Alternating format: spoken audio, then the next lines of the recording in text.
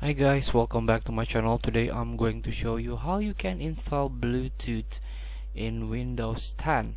So all you have to do is just go to the intel.com and try to install this Intel wireless Bluetooth driver for Windows 10 and Windows 11.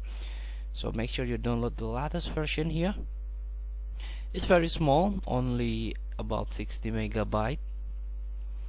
After you download it, you can install the driver.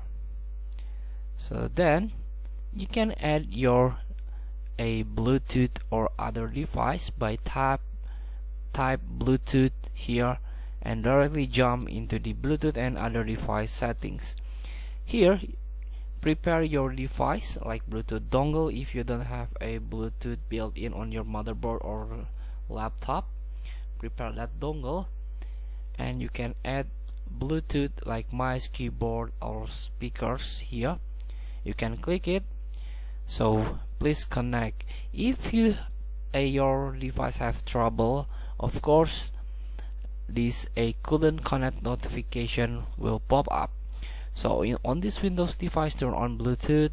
If this device supports Bluetooth but you cannot turn it on, try to update your driver. So we already got new driver here, but your device is not connect yet.